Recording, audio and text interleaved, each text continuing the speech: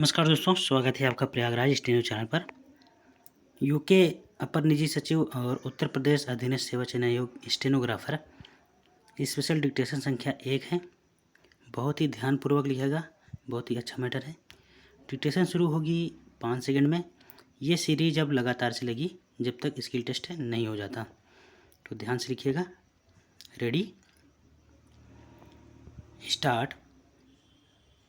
महोदय, खाद्यान्नों का सरकारी भंडार उच्च स्तर पर रहा है। इसके कारण ही सरकार जनता में वितरण करने के लिए राज्यों को और अधिक चावल और गेहूं दे सकी। समन्वित आदिवासी विकास परियोजनाओं, राष्ट्रीय ग्रामीण रोजगार कार्यक्रम और ग्रामीण मजदूर रोजगार गारंटी कार्यक्रम के लिए और अधिक आवंटन कर सकी। खाद्यान्नों का अच्छा भंडार होने के कारण ही सरकार काम के बदले अनाज कार्यक्रम के लिए सूखाग्रस्त राज्यों को पर्याप्त मात्रा में खाद्यान्न दे सकी। गन्ना और चीनी के उत्पादन को बढ़ाने के लिए नीति को और अधिक अनुकूल बनाया गया है। नई द्विवार्षिक चीनी नीति का उद्देश्य गन्ना पैदा करने वाले किसानों को अधिक लाभदायक मूल्य घोषित करने से भी माहौल स्थिर हुआ है। इस नीति के परिणाम स्वरूप इस वर्ष चीनी का उत्पादन करीब 10 लाख टन बढ़ा है तथा इसमें और वृद्धि होने की आशा है। इसी वजह से सरकार चीनी का आयात कम करने में सफल हुई है।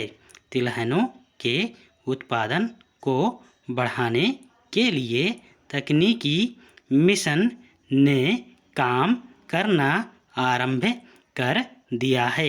इस वर्ष तिलहनों की पैदावार को 180 लाख टन तक पहुंचाने के लिए एक कार्यक्रम चलाया गया है।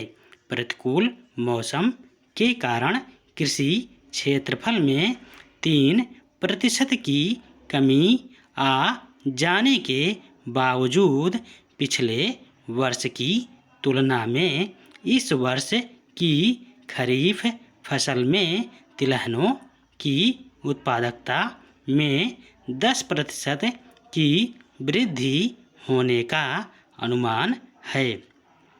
देसी पैदावार को प्रोत्साहन देने के लिए खाद्य तेलों का आयात कम किया गया है।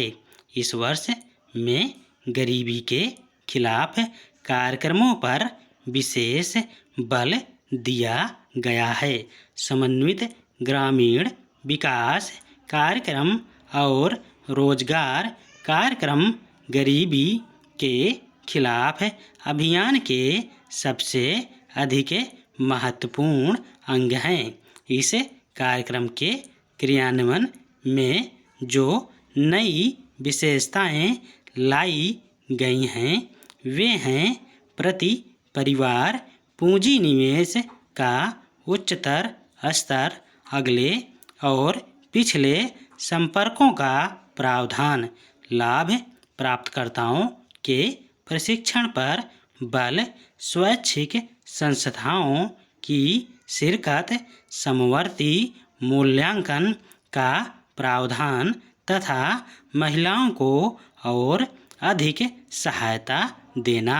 इन सभी कार्यक्रमों में अत्यंत गरीब लोगों एवं अनुसूचित जातियों और अनुसूचित जनजातियों को अधिक से अधिक सहायता देने पर मूल रूप से बल दिया गया है। 1986 के 20 सूत्री कार्यक्रम में सभी गांवों में पीने के लिए स्वच्छ जल उपलब्ध कराए जाने पर बल दिया गया है। केंद्रीय और राज्य योजनाओं में पेयजल कार्यक्रम के लिए कुल 700 करोड़ रुपए की राशि आवंटित की गई। अनुसूचित जातियों और अनुसूचित जनजातियों के लिए जलापूर्ति की व्यवस्था की ओर विशेष ध्यान दिया जा रहा है। स्टॉप।